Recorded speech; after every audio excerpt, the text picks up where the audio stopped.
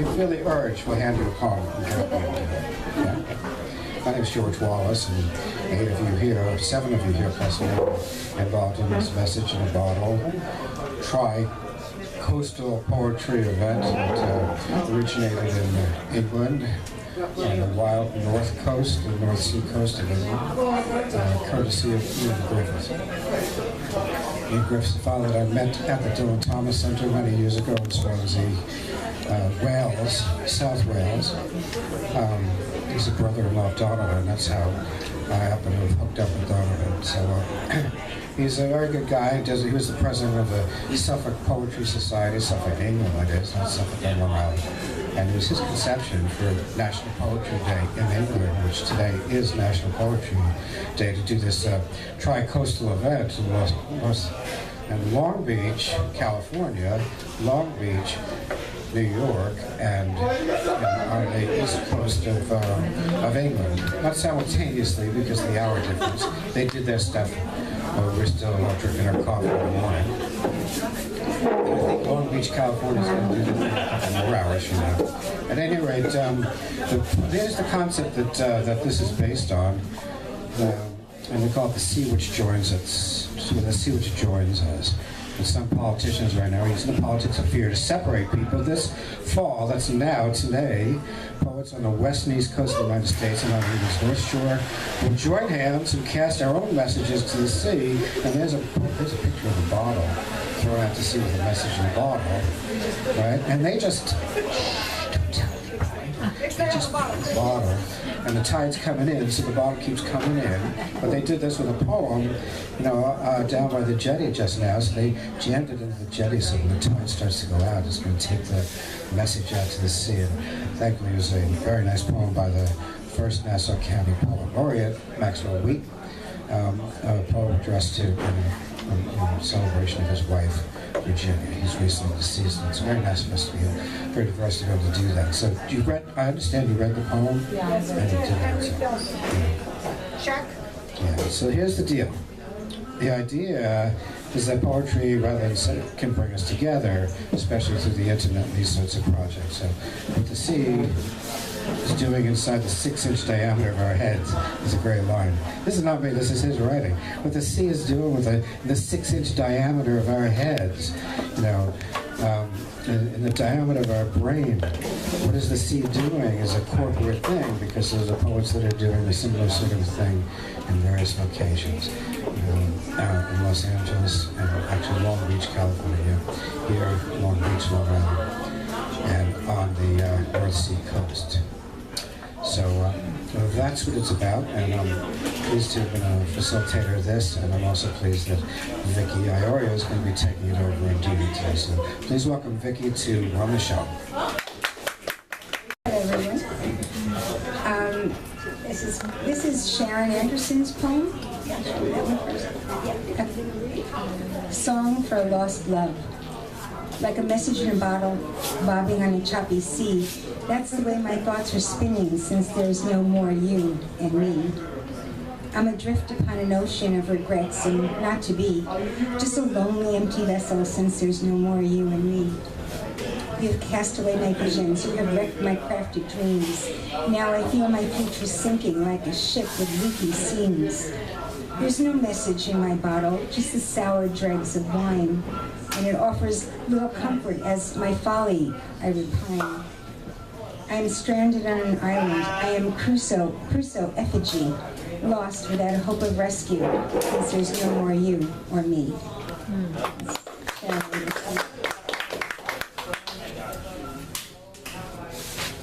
And Gilly Harries in the UK. Chili, sorry. Tulips. And this is in a very lovely shape, so it shouldn't be lost. Okay. Tulips. He stands at her door with a fist of 5 flowers, like a shy boy on the threshold of a dance. Behind him, the cheerless night and the moon, a waxing lantern swings on his shoulder, wrapped papal, tight as silence. They flame in his hand, flickering tongues of carmine tipped with Van Gogh sunlight, emblematic as a voice. He proffers them forward, is ushered into her warmth, where they will open and speak. 5 bracts of earthy spring, redolent of a whole stretching field of burnished promise, carpets of once prized above rubies beauty, cormed in their tilth of darkness, risen, setting the very hope alive.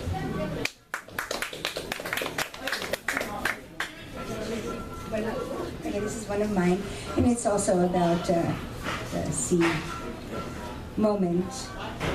One day you're alone, and a moment opens up wide as a white beach where anything can happen, only nothing does. You start counting backward to every story of the sea, every tale of salt-choked rope and logs digging a man from the surf.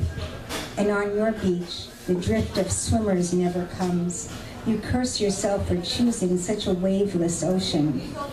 Nearby, a palm shivers with 2 birds mating among the leaves, but you are busy with the movement of boats that don't come, the ink of stories that splash and fade away like the tide pulling back one more time.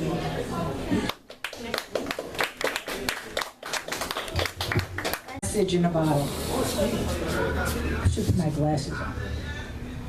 I once held glass after glass of good cheer.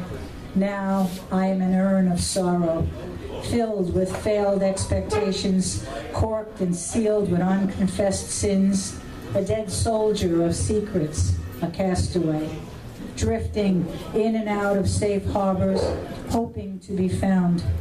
I have traveled currents, tides, floated beaconless across rough seas of time, searching for something, somewhere, someone to discover what's inside of me.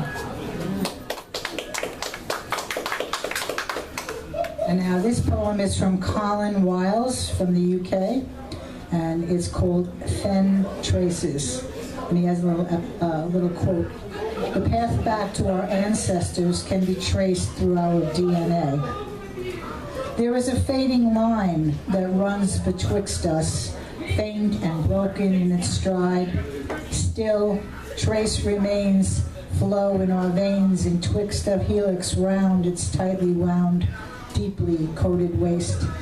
In that cipher is scent of you that steers our paths in ways we cannot tell, that molds our thoughts and actions, speaks through the long years to bring your hidden touch as time unfolds. We can no longer voice your given name, but still we bear your tools in axes and shears as you would.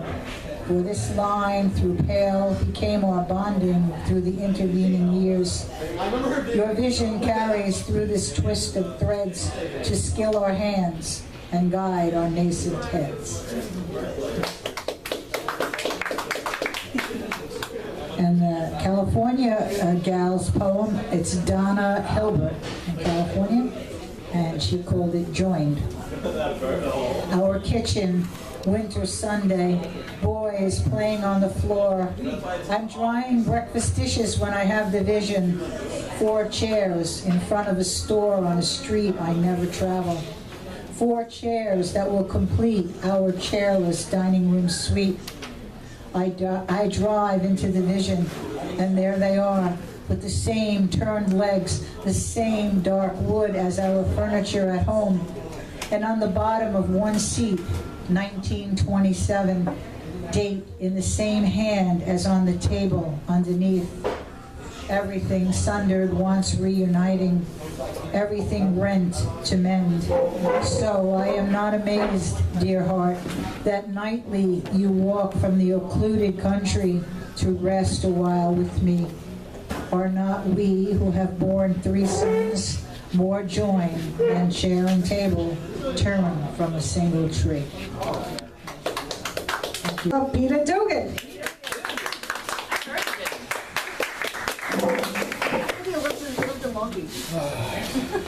Yes, I used to live down here years ago.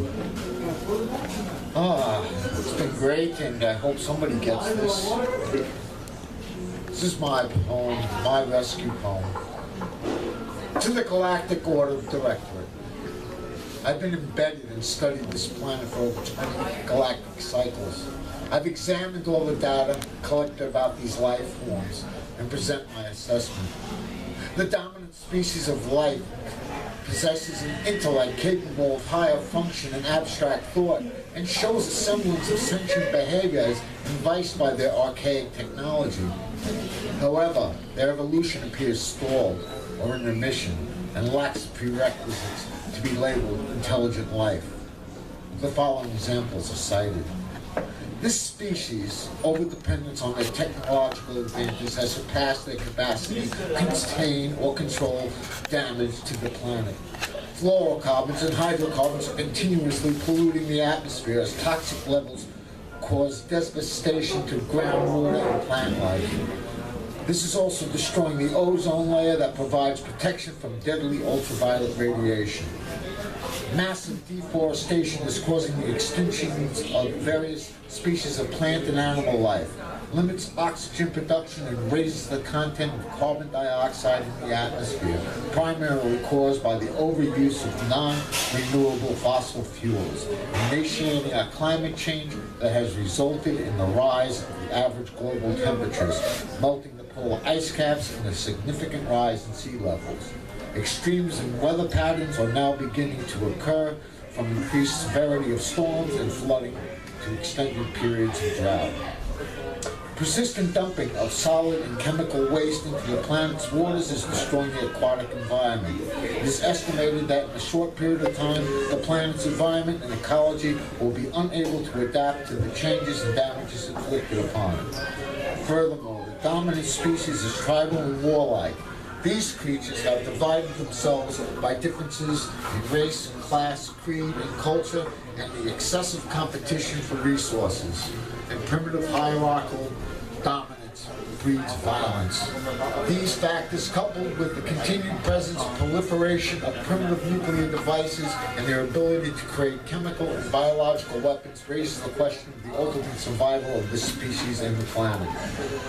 Mass communication of information is present, however, it can be filtered, manipulated, distorted, and censored by the powers that be through a continuation of greed and power, using ancient belief systems to keep a majority of the population ignorant, compliant, and reliant on the status quo. In summary, these species exhibits little or no respect for any form of life, including their own very existence.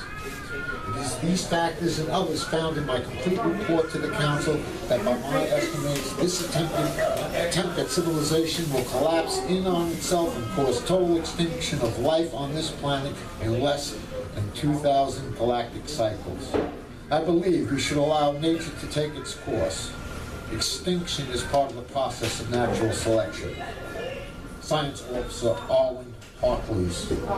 Now please, come and rescue me from this blue boat of dust and space. End message.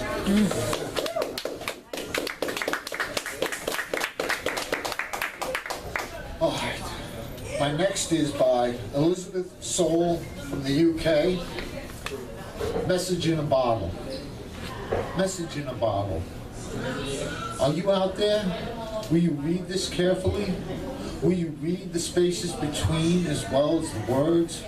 Or have I lost the right to expect such tolerance, such gentle forbearance, such quiet patience, so much forgiveness?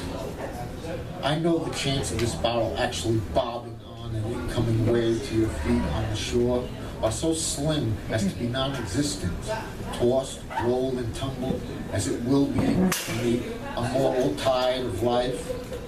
But live in hope that you will understand and rescue me. And she did a nice picture of the bottle. And if you turn it upside down, you can drink from the cup.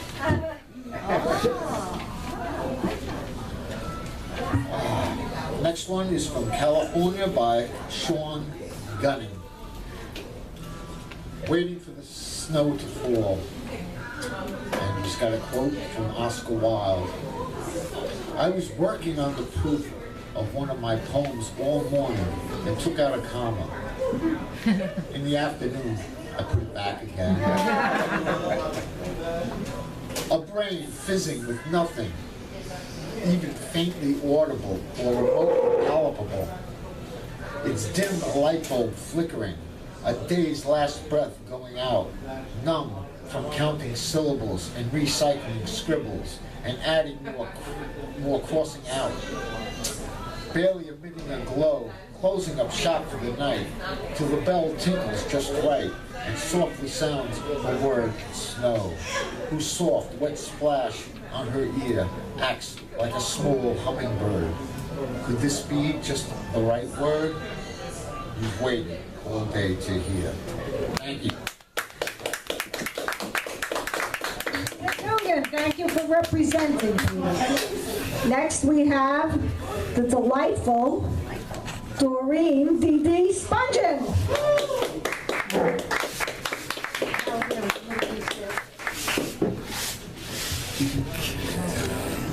That's what the Middle East stands for, delightful. Okay, this is my poem. It's called The Clock Does Not Strike. The clock does not strike, nor does the calendar announce. No one shouts now. An alarm does not sound. My fingers know it is time. They strike the keys and write away the weather, the hard luck, the hurting news, the yesterdays that haunt, the tomorrows that threaten. I quest for words to cradle the universe, heal its wounds, blanket it in peace. A song from somewhere deep, messages in bottles I must have read when I was mermaid, enchanted frog, pebble.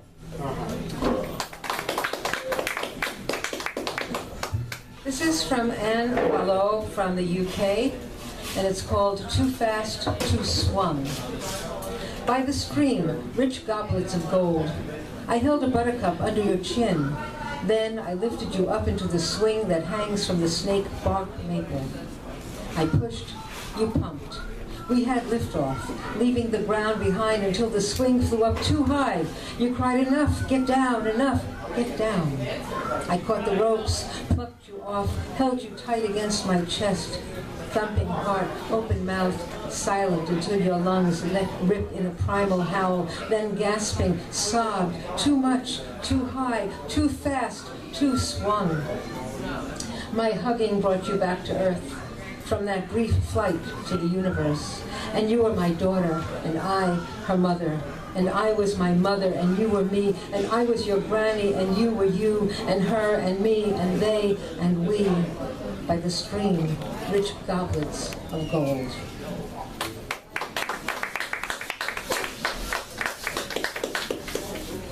This is from Sarah Thursday in California, and it's called Love Letter Number 4 to the Nail Biter. You will remember again lying on a dry, sunny beach, warm skin against rested bones. This swim is not endless. These swells you fight, this constant coughing up water will eventually subside. Even the bleeding edges of your cuticles deserve your tenderness. Because his hands will never work that soothing magic again, you must hold them away from the sharpness of your teeth. Purse your lips and tell them they are as worthy of your protection as your breasts, as your pit bull heart. As all of you is worthy, so is the clear line of your fingernails curving. Cut them clean. Even you, Olympic storm swimmer, can drag yourself up on some long shore, wash salt from your skin, hold your hands up to the sun, and say it. Say even your cuticles are worthy of being loved. Thank you, Doreen. That was wonderful. Next, we have our jazz poet, Sue Cinnamon Allen.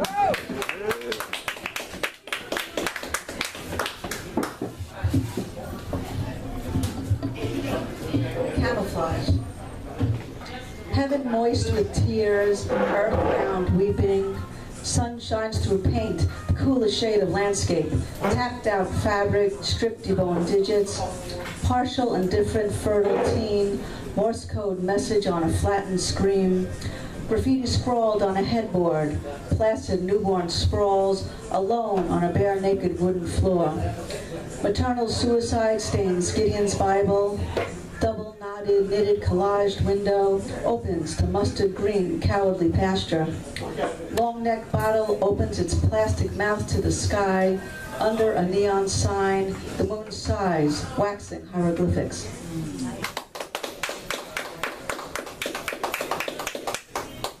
And this is by Sylvia Farley from the UK. Maggie's Hamplin's Shell. I view it from all points of the compass, not only north, south, east, and west, but all points in between. I hear the rhyme and rhythm of the tide, see the conductor and his baton, composer at his score. Altos with their roundness, sopranos with their melody, tenors with their stretch, basses going oh so low. See notes flying above the staves, off into the sky, with high-flying seagulls screeching off-key. Children climb into and hide, onto it and slip off, higher and jump, make it their central den. Photographers puzzle over which angle to snap, staring into it further. I observe the potter at his wheel, the sculptor at his bench, and her hidden in crevices of her own shell, smiling at those who have come out of theirs and are enjoying the journey because of her.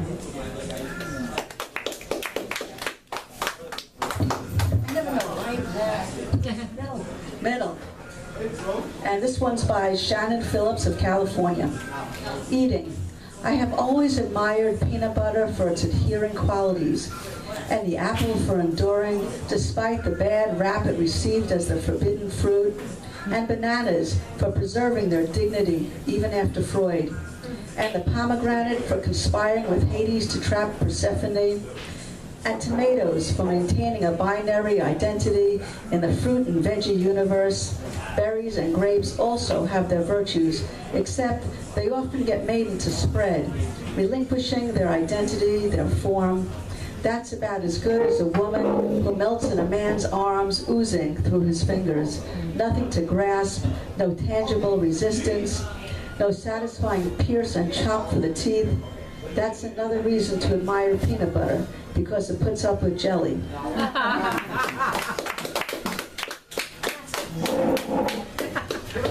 Very nice. And now we have the wonderful, mysterious Mary Healy. Mary.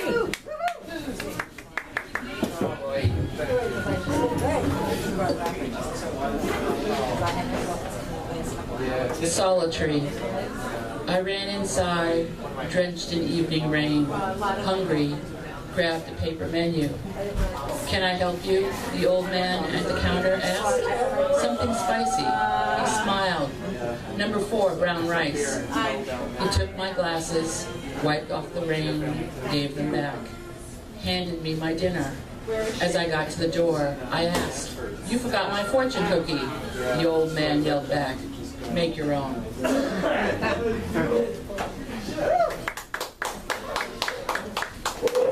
This is from V. Singleton in the UK. Letters to you, 1975. You're all my thoughts right now, like sunshine burning my skin, excitement filling every nerve. You're devouring me, how I crave each touch. Time apart is just a waiting. Life is only life when we merge and blossom. I became all joy. 2010. I have become a part of you, and you of me, knowing each other's fears, our lives, our loves. Seeing the road stretched back, the way we've traveled, I dread that may we round that bend. We do not let us travel alone. I cannot imagine that void.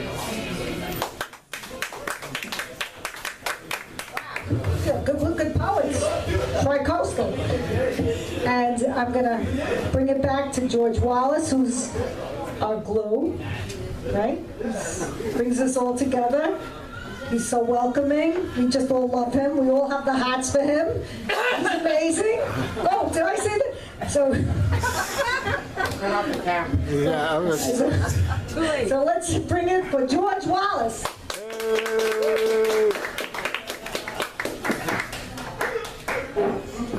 Very bad, Becky. That's it, huh? Actually, I brought a second poem of Maxwell's. I know you read one.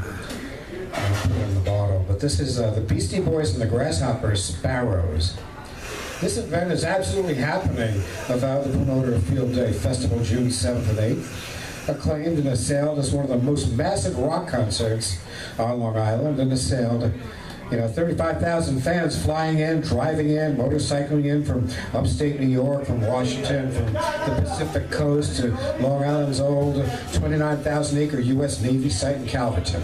Parking, pitching tents, rocking to the Beastie Boys, Radiohead, Beck, and Liz Phair. Calverton, almost the last savannah on Long Island, one of the most important northeastern grasslands for birthing generations of grasshopper sparrows.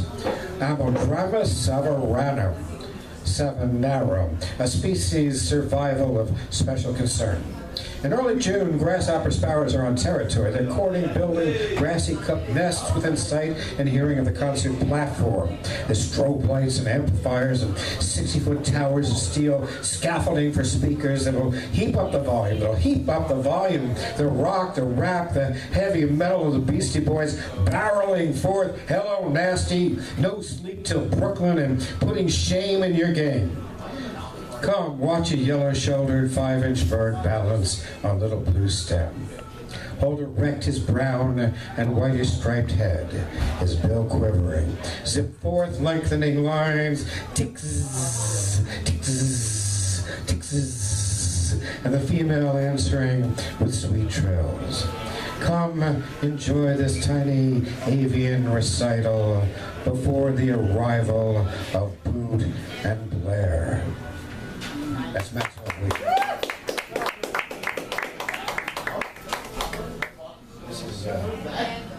This is something that's happened Sunday, October 6th. Thomas R. Thomas from California. He's the organizer in California, in Long Beach.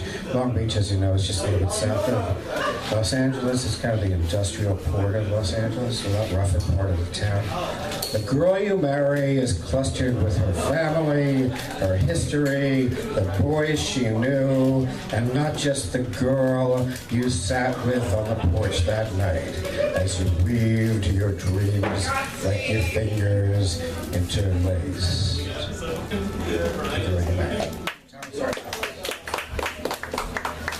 And Ian Griffiths from,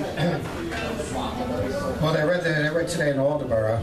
Aldeborough is a quiet coastal town, sort of the bite of Suffolk in Essex, England, facing North Sea across to France.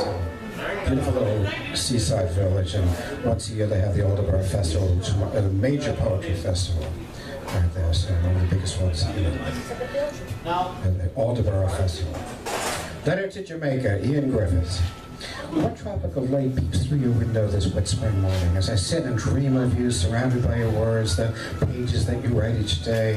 What kind of room holds you and keeps you from my side? What exotic birds sing in your trees? How do the pillows smell beneath your sleeping head?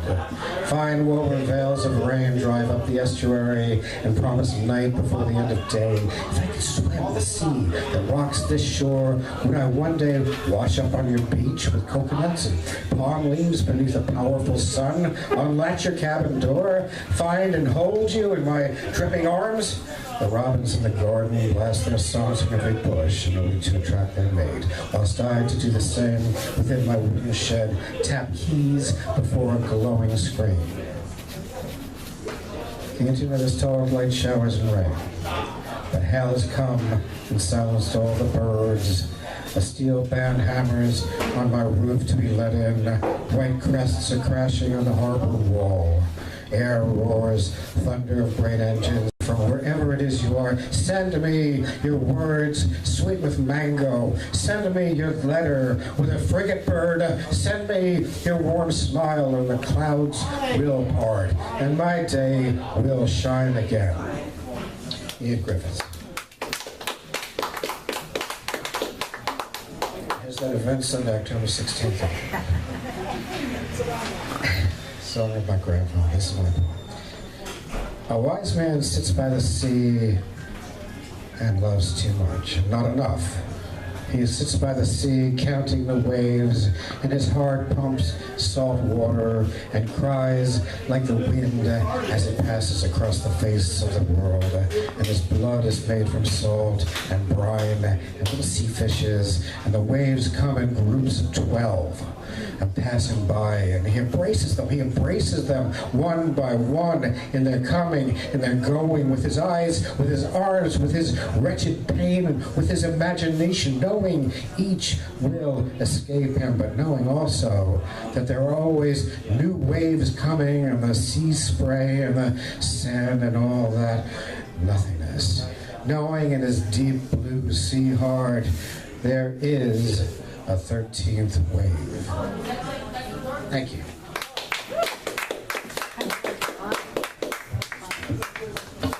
Thank you all. So that,